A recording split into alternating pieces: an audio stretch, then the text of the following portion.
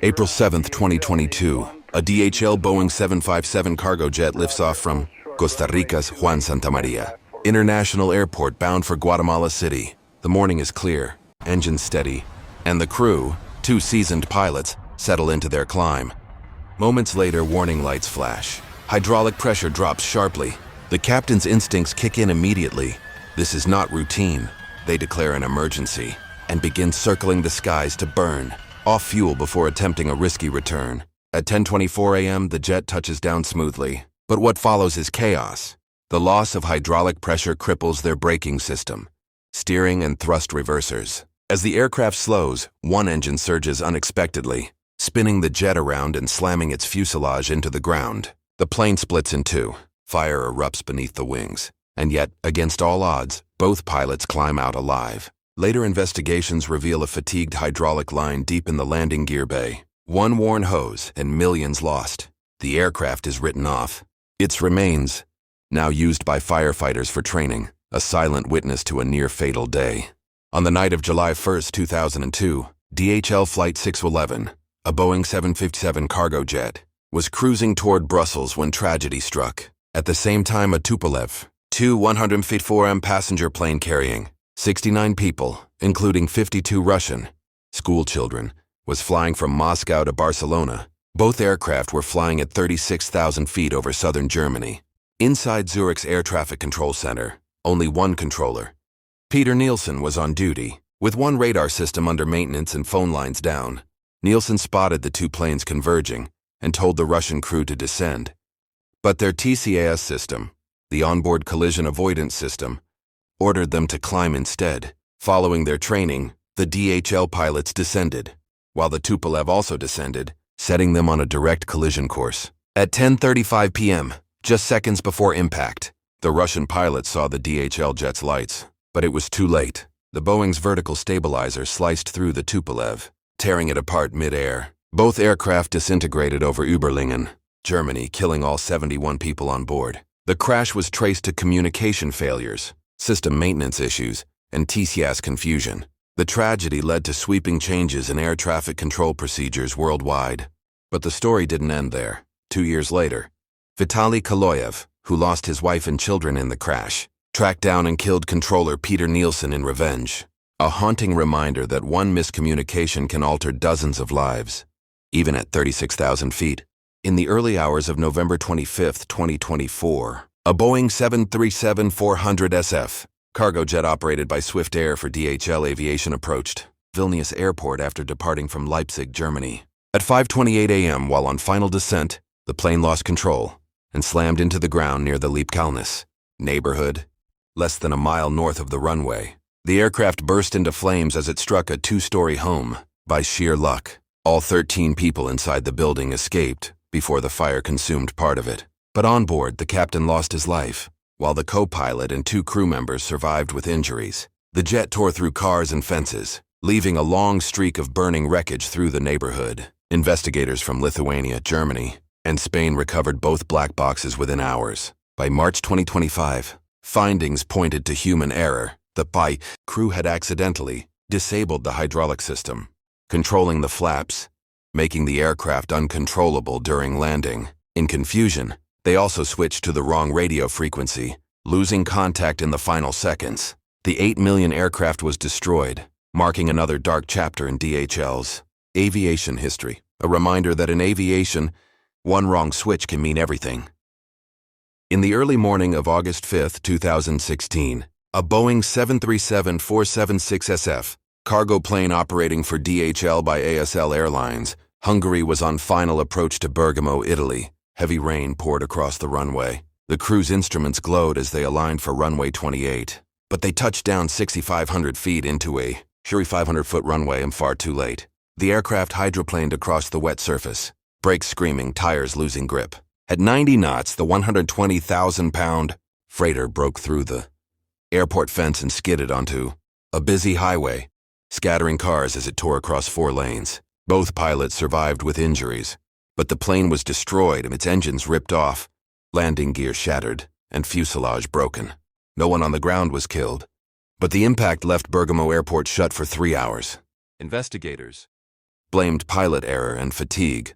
After flying through storms for hours, the crew had misjudged their touchdown point. A single mistake turned to routine. DHL, delivery into a runway overrun that looked straight out of a movie, except it was real.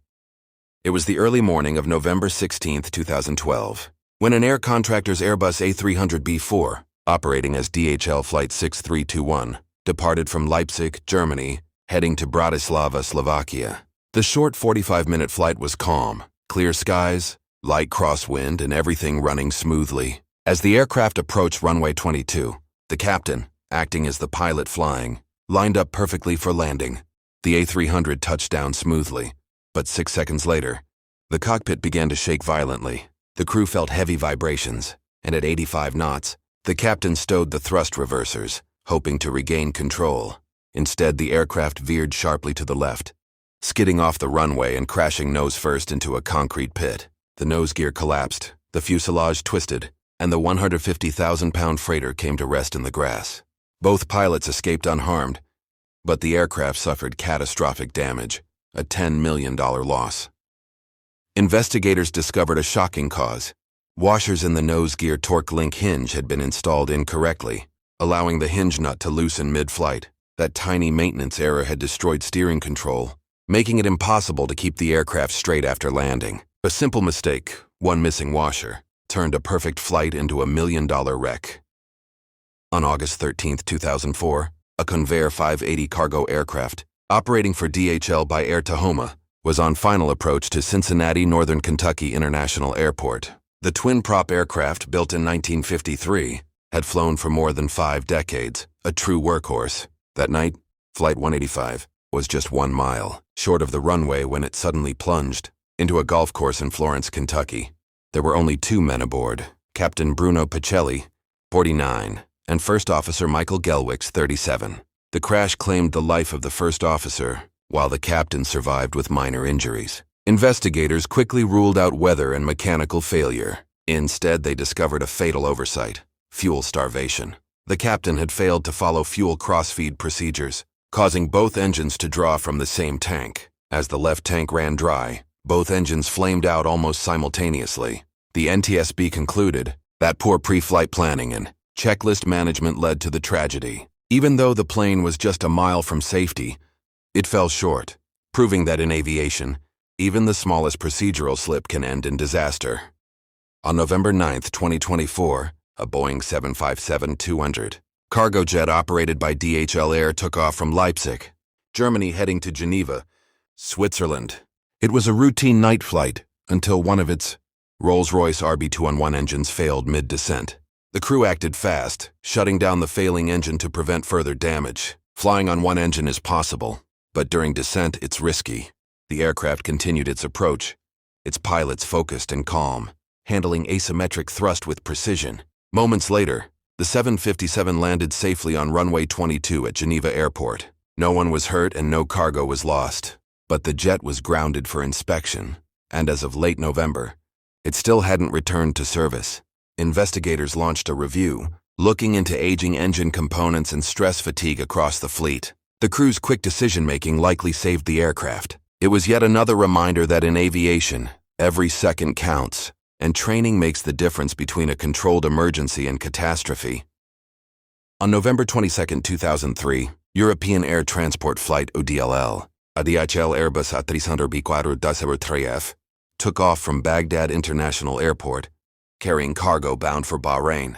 Moments later, the unimaginable happened. As the aircraft climbed through 8,000 feet, a surface-to-air missile struck its left wing, tearing through its structure and igniting a massive fire. The explosion destroyed all hydraulic systems, leaving the crew with no control over flaps, rudder, or ailerons. Inside the cockpit, Captain Eric Gannot, First Officer Steve Michielsen, and Flight Engineer Mario Rofail faced the impossible. They would have to fly a 170,000-pound aircraft using only engine thrust. Against all odds, they managed to stabilize the jet. With damaged controls and a burning wing, the crew used asymmetric engine power to steer. Lining up with runway 33L, they dropped the landing gear manually using gravity and prepared for an emergency landing. After a tense 10 minutes, the crippled aircraft touched down hard, veered off the center line, and tore through the sand before coming to a stop. All 3 crew members survived, without a single injury. The A300 was severely damaged, but the crew's actions were hailed as one of aviation's greatest survival stories. Their bravery earned them the Flight Safety Foundation's Professionalism Award, and their flight remains one of the most remarkable recoveries in modern aviation.